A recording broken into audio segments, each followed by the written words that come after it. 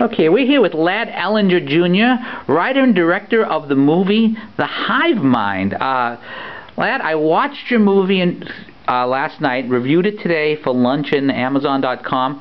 First, where'd you get the idea for the picture? I was driving to Tennessee to go stay with a friend in Tennessee, and he had a giant geodesic dome with a massive basement. And the guy used to be in radio, and I was listening to Limbaugh or Hannity or one of those guys, and then a commercial for or a news report came out about the iPhone, so it all just sort of clicked. Now, so I'd always wanted to do something about the conservative movement in movies, and I believe Obama had just been elected, and it was fairly obvious that collectivism was sort of trying to take over the country. So I wanted to do something that touched on all of those themes and was also science fiction. Now, it's interesting you put it that way. One of the things I noticed, as I'm a Doctor Who fanatic, yeah, and the big closing filming for Doctor Who with the 10th Doctor, David Tennant, involved a plot around President Obama finding a way, being ready to announce this big solution to the financial crisis. And this was written just after the election. Right. What you're showing in this film is more of a question of, this is what happens when you fall into collectivism. Right, or techno-collectivism. Right, right. I mean, for those who don't know, the story of hold on a sec. The story is what happens when the iPhone in the 10th generation or 12th generation becomes so small that it's basically nanotechnology, and you can swallow the cell phone like a pill, connects to your brain, and then all of a sudden you have telepathic tweeting, telepathic cell phone calls, all of that. It goes bad, and then all of a sudden you have a worldwide brain connected through cellular technology. It goes bad, and all of a sudden the early adopters are Tila Tequila and Paris Hilton and Meghan McCain, people like that, right? And so it becomes this big environmentally friendly techno zombies. Is basically what it becomes, the hive mind. Now, your hero is a talk radio host, right, who decides to make his last broadcast as his whiskey, cigars, and spam are running out. Yes, exactly. And so he's kind of patterned after Rush Limbaugh, Glenn Beck, Hannity, all the rest of them. In fact, we kind of made up a little bio for the fellow that says, he started off in Huntsville, Alabama, after working for the military in AFARTS. So he was at the same radio station that Hannity started at. So.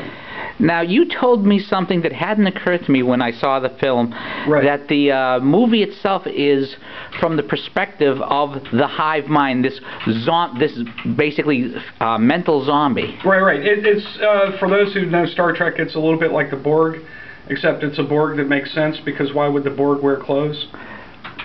Right? But no, what I was saying, explaining about the point of view of the hive mind is the entire movie itself is basically imagery thrown up on the screen by the hive mind itself. And so everything is from the hive mind's point of view. Now, what's interesting, what I think would be is, I like movies that are intricate and Byzantine, especially in the way they're constructed, right? Mm-hmm. So the part of the concept is to give you multiple layers to think about, a day later, a week later, or 2 weeks later. And one of them is the concept that maybe Doug Trench, the conservative hero of the film, has already been assimilated by the hive mind. And it's him inside of the hive mind telling his story through the cinema, the imagery, and so forth. There's a great painting by Magritte called The Treachery of Images, and it's a drawing of a pipe with smoke coming out and stuff, and then in the painting underneath it says in French, "Ceci n'est pas une pipe." This is not a pipe, right? So that image is, and if you can Google it, that image is a perfect definition of what filmmaking, what the camera does. It creates. This is not a pipe, it is a drawing or a representation of a pipe. And so when you make a movie or you record off that camera, you're creating new words or new representations of whatever the object is that you're depicting.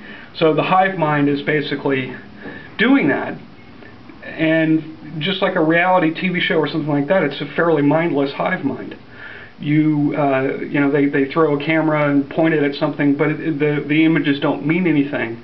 They don't have any more depth to them than, you know, here's this, and that's it. So they don't mean anything. So so that's kind of what Hive Mind is about, the meaninglessness of our current pop culture and how it uses images.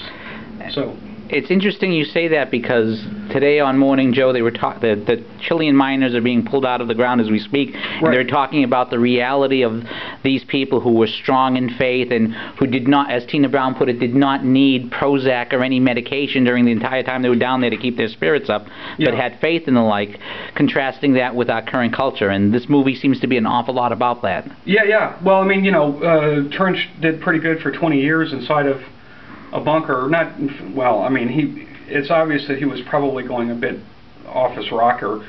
You know, to imagine, you know, your entire society. I mean, the difference between Trench and those guys in Chile is, you know, they knew that there was a society somewhere that they could go back to, friends and family and loved ones and all that stuff. And Trench is basically. They're all gone. Yeah. That's why the caller was such a big moment in the film. It's my opinion that this movie would be a cult classic if more people saw it.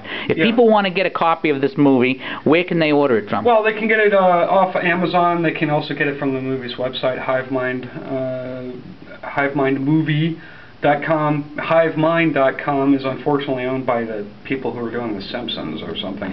And, you know, yeah, it's true. The conservative media, unfortunately, is not very focused on trying to change the pop culture.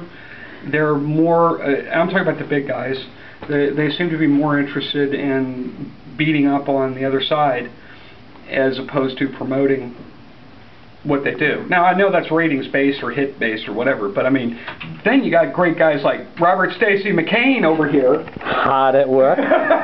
Who will, you know, who recognize that it's not enough just to beat up the bad guys all the time, because then you just make your living beating up the bad guys. You also have to promote the good guys once in a while. It's not enough to just beat them up. Am I right, Mr. McCain?